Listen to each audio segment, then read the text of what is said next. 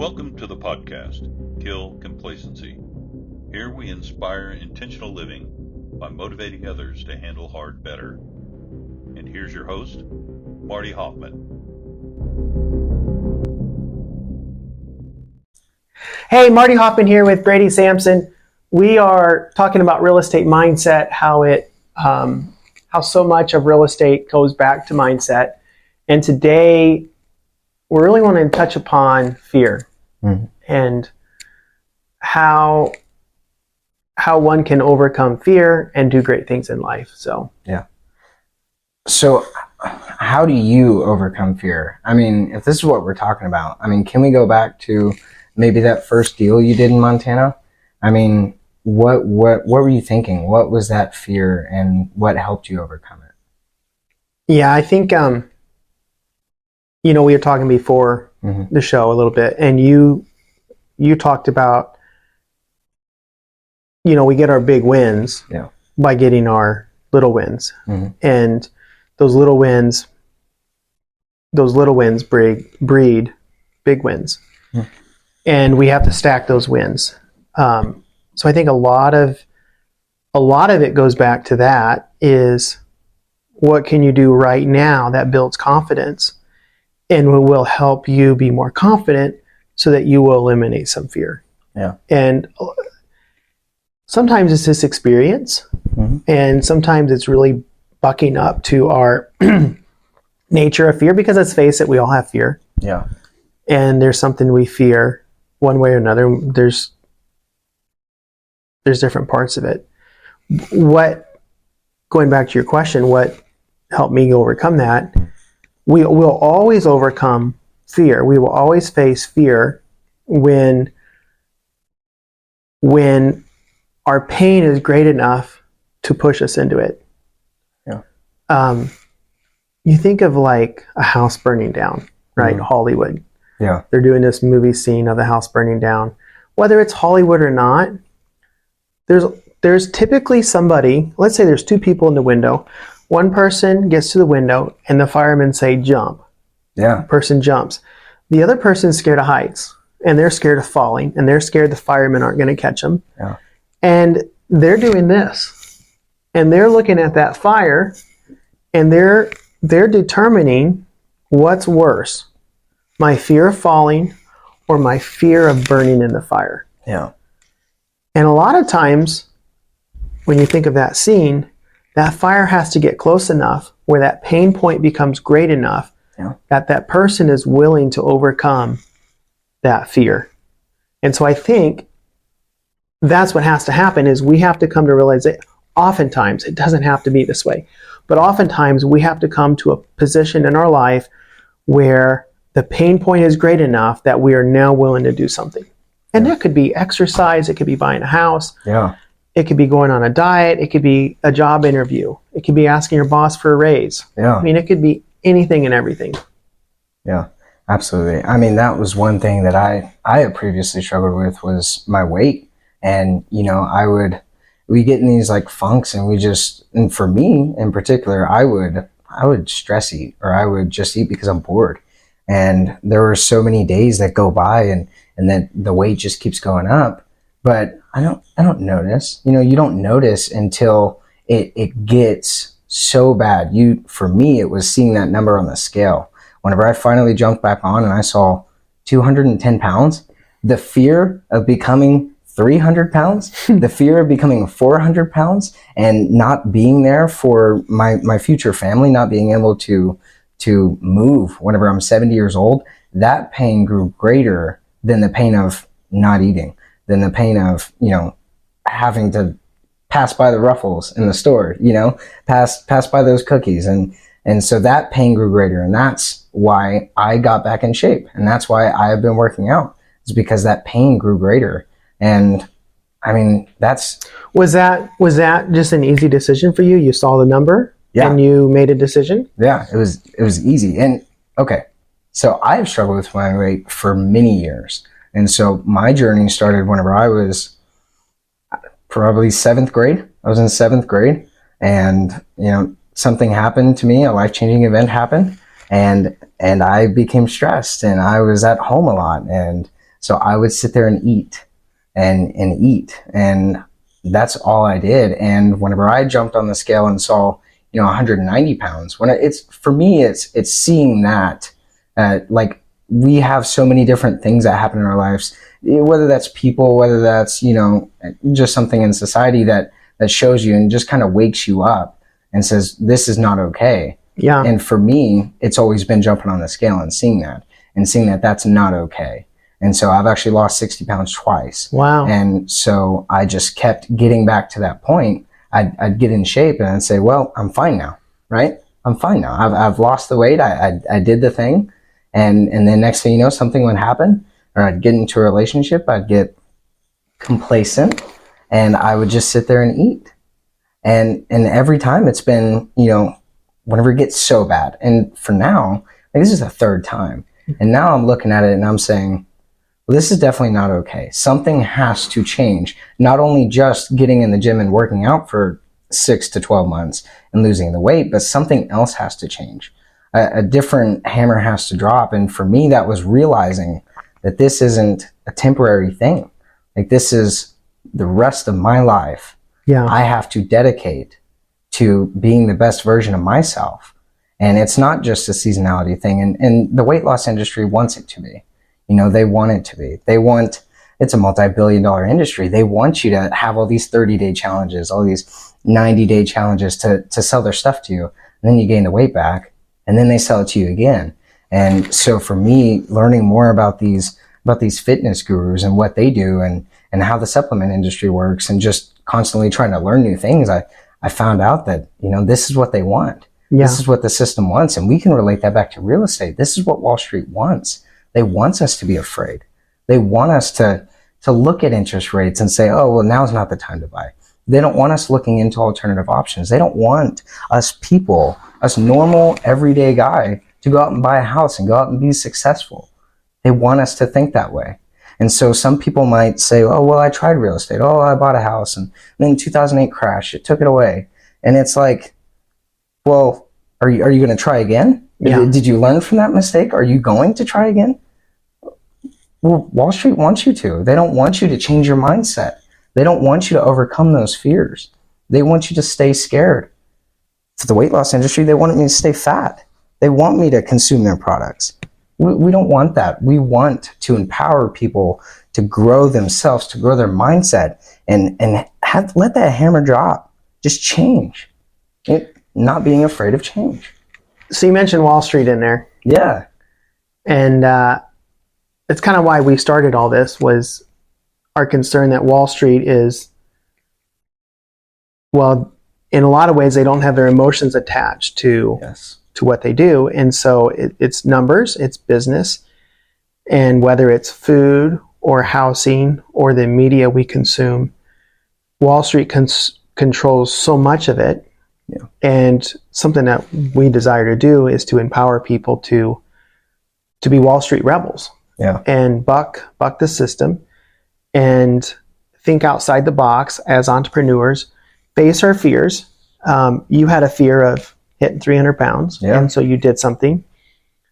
You mentioned my first deal. We were going to be homeless. Yeah. I had to find a house. And I honestly didn't like the idea of paying somebody else rent. I didn't like the idea of paying someone else a mortgage payment every month.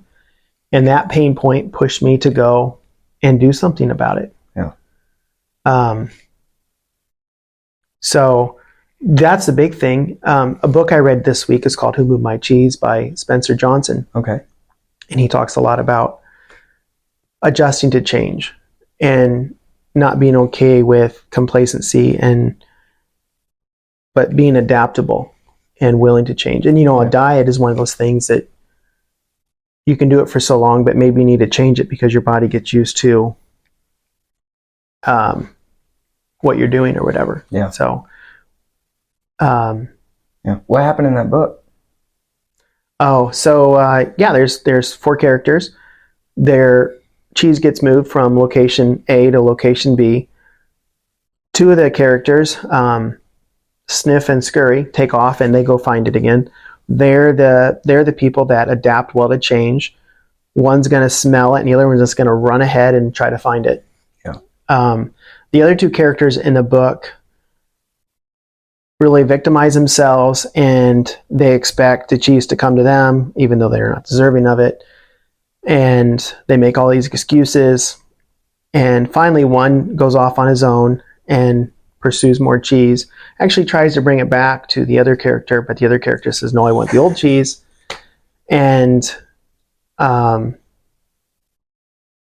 book ends with the one character that went off on his own to adapt to change, finding a whole room of cheese. It's different cheese, but it's lots of it, and it is all that he could ask or imagine, but it is different. And it's really just a short story about how we need to be open to change and not complacent and not expecting everything not to change. Yep. We live in a very fast-paced world. Real estate wise, a lot of people don't want to get in the real estate market right now because of high interest rates. But maybe there's a way to pivot with that. Yeah. You know, maybe you start following Pace Morby and you start looking at subject to, and subject to would be when you take someone's, maybe you asked me what subject to. Yeah. Can we edit that? Yeah. Yeah. So what would subject to be? So subject to would be when somebody has an existing mortgage. Okay. And I think it's like 80% of mortgages right now are below a 4%. And that's low. That's really low. If you go to the bank now, you're going to be around an 8%. 8, wow. And the difference between a 4% and 8%, well, you can go to google.com, punch in mortgage calculator, and you can see the difference. Just push those numbers in there on 100K, 200K, 500K, whatever. It's a big difference in monthly payment. Yeah.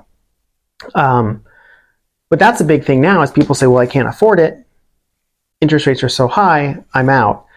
But maybe you look at a subject to meaning you've got a 3.8.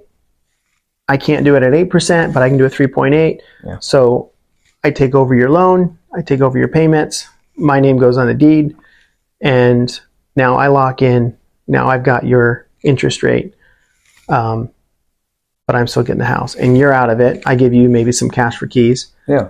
And you're out of your house, and I've got your house, but at a lower interest rate. Mm-hmm. Yeah. What other options are there other than subject to for somebody that's afraid of those high interest rates now? Well, the beautiful thing about real estate is you can always do things creatively. Okay. I've heard of guys who will maybe buy a distressed property, put their name on it. They'll give the guy a deposit, down payment, and they won't make any more payments for a year while they fix the property up. And then at the end of that, so let's say you've got a property for $50,000, and let's say I put $2,500 down as my deposit, and I'm going to work on it for a year. I put $50,000 into it. And I agree to buy it from you for $100,000 at the end of it. But at the end of it, because I added all this value, now it's worth $150,000, maybe $200,000. Yeah. And I go to the bank at that point and say, I need to borrow $100,000 to give Brady his money back. Yeah. And we roll it in. So in that situation, you are paying a higher interest rate, but you're doing it a little more creatively where you're not having interest while you're fixing a house, and you've worked out a deal with a seller. That would be the advantage of that. And the other advantage of that is you'd have a lot of equity built in. Yeah. In the way you purchase the property. Yeah. And so we have seen the interest rates go up, and I'm sure whenever we were even at 5 or 6, maybe, I mean, I think I remember people saying, oh, well, the interest rates are high, so I'm not going to buy. But now we're way higher than that. And they're saying, well, I'm just stuck.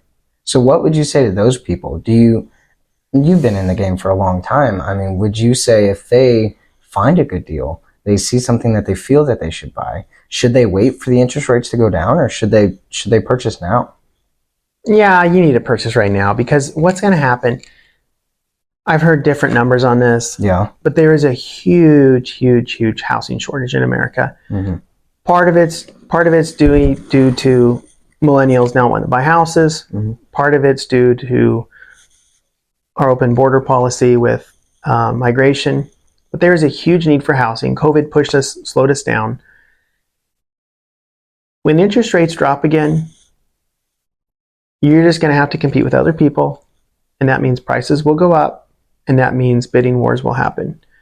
So why would you not?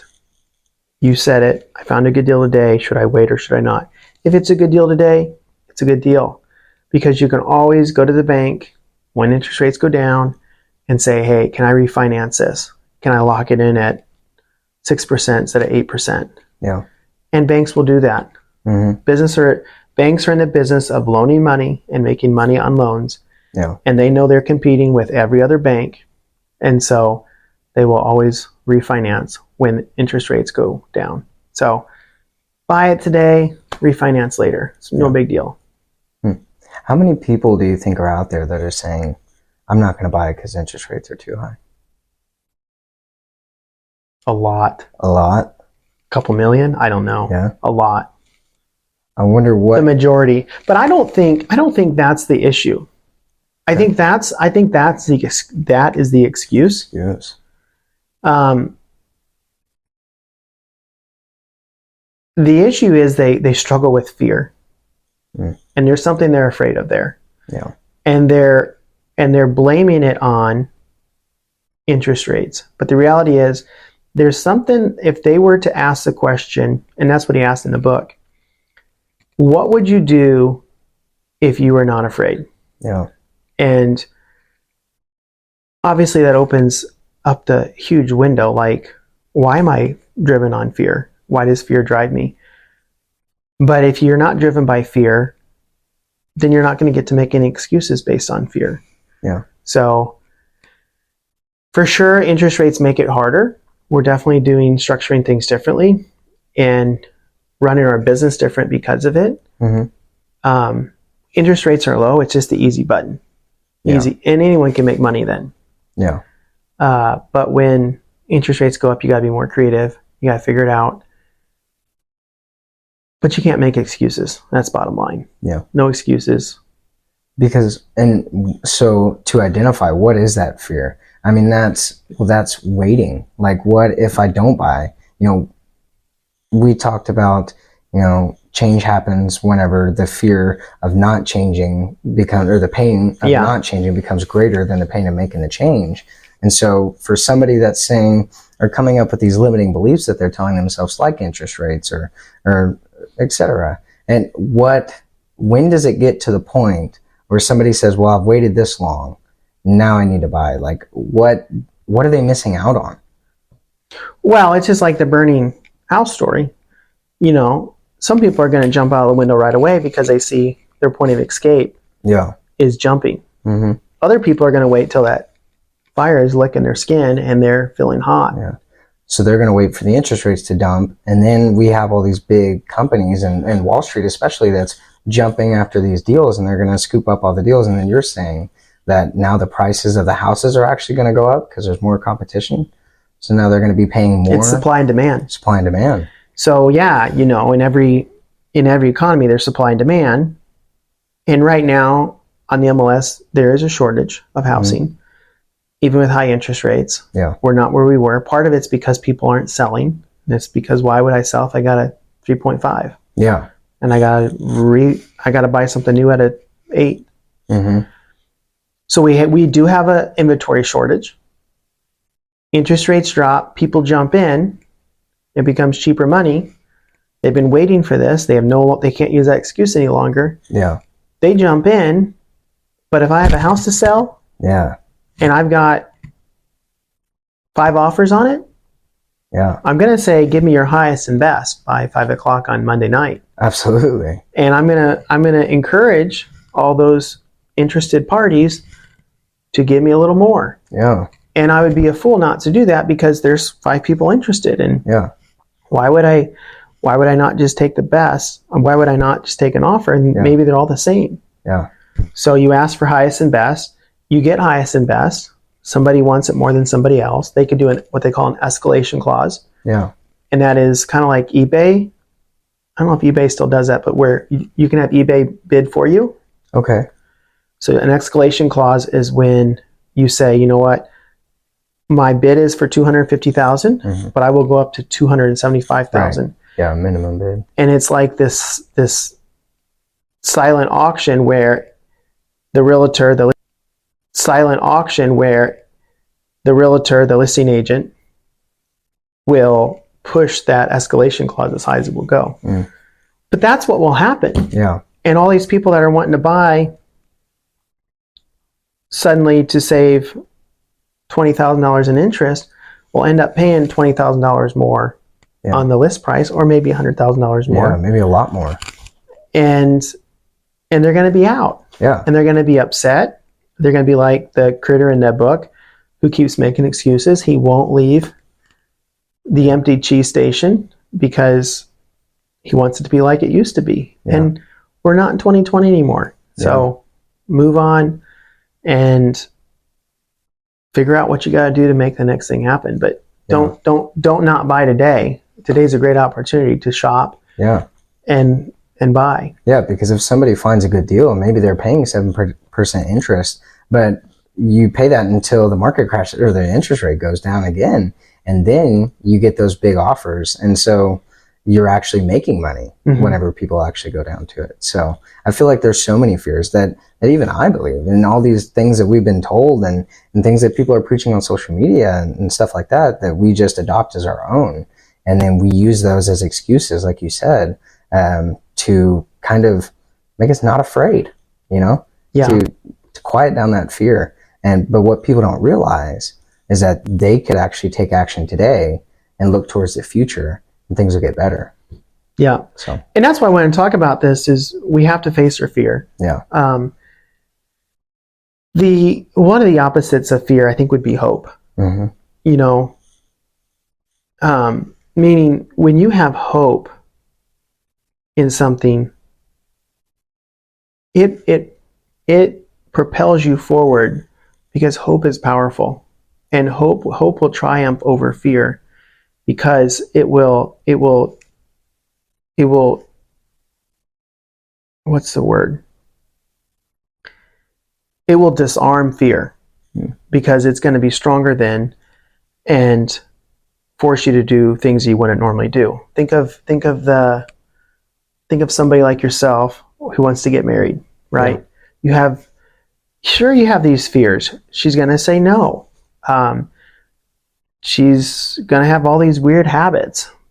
I mean, there's all kinds of fears related to marriage. Yeah. But you have so much hope of a new life together and babies and a house and all these things that it disarms that fear, it squashes it down, and it propels you forward to get on your knee and ask the girl for her hand in marriage. Yeah. Because it's exciting, and it's one of those things you have in that situation. You're embracing your fear. Yeah. You're not embracing it. You're conquering it. So hope is strong, and I guess that's part of the things you got to combat with the mindset and fear and some of these things is what is feeding our mindset? Yeah. Is it CNN and these news articles that are telling us how bad things are and we can't get in now and it's terrible to be a landlord for XYZ reasons? Figure it out. And or maybe, I was thinking about this earlier, maybe you're a guy that wants to move, and maybe I'm speaking to you. You want to move. You've got this house at a 3.5% interest. You think you got to sell the house at a 3.5 interest.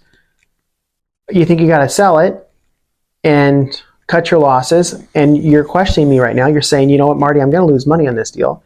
Why would you not turn that into a rental? Rent it out. I could give you illustrations of how we've done that. We pivot into that. Someone moved our cheese. We pivot into that, and now it becomes a rental.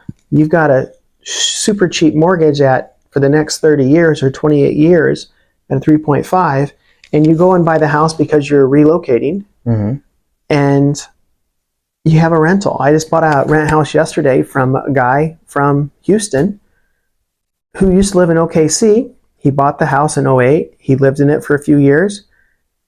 He held on to it. He put a tenant in there, and he sold it to me, 15 years later. Yeah. His debt's paid down, and he had some of those fears of property management.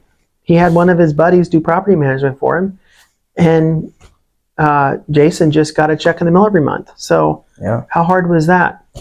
Yeah. But it's how he pivoted. Instead of selling in 2010 when we'd had this crash and prices were depressed, he pivoted into renting. And I think that's another way to look right now, is we don't have to sell your house. You could pivot into being a landlord. Yeah. Top out mindset. Brady, what's the hardest thing you ever did? And here's my point in asking this. Yeah. When you were 6, you did something really hard. I don't know what it was, but it was really hard. Maybe it was learning how to ride your bike. Okay. But as you did that, it took you to the next level of the next hard. And that next hard became the next level. Yeah. And so it's really hard for us to think about that. When I was 6, we had this big hill. We had this 10-foot wall, cinder block wall, and we had this little red wagon. Okay. And we had a bunch of people over, and I decided, I was a bit of a risk taker. I decided it would be really fun to ride the wagon down the hill, and I proceeded to do that. Now, I had a plan the whole time, and that was that I would take the tongue that I was holding on to, and at the last second, this is what I did. I went down, my mom yelled and screamed, my dad came running, and at the last second, I took the tongue of the little red wagon, I flipped it out, it hit the top of the wall, and the wagon stopped. That was a risky thing for me to do. But once I did it, it wouldn't be that risky the second time because I knew what the tongue would work, right? Yeah. But that's my point. We do these hard things, but that each time we do, the level goes up. Yeah. Yeah, and it's just on to the next harder thing. Yeah. Yeah. So embrace the hard. Learn to embrace the hard. I guess that would be something I'd want to say. It's really easy right now to be complacent. Yeah. But we need to kill complacency. We need to seek to live more intentionally. And one of those ways is by educating yourself. I really believe that if we continue to live as complacent as we are, Wall Street will take over. They will control everything that we're influenced by with media, probably books to some extent. They'll control our housing. You talked about food. They'll control our diets. And they will control us very much like and systemize us so that whether we like it or not, we will be part of their program and part of their agenda. Yeah. And their agenda is to get filthy rich. Yeah.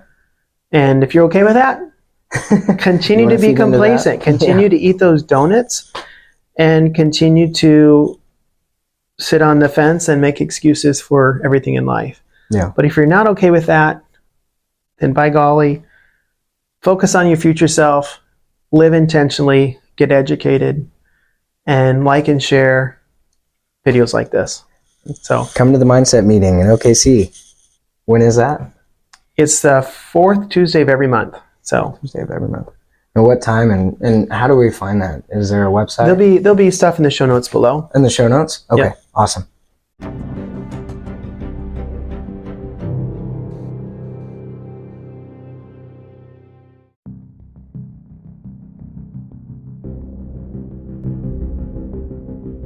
Thank you for listening to Kill Complacency. Follow and share our podcast to change lives and inspire growth.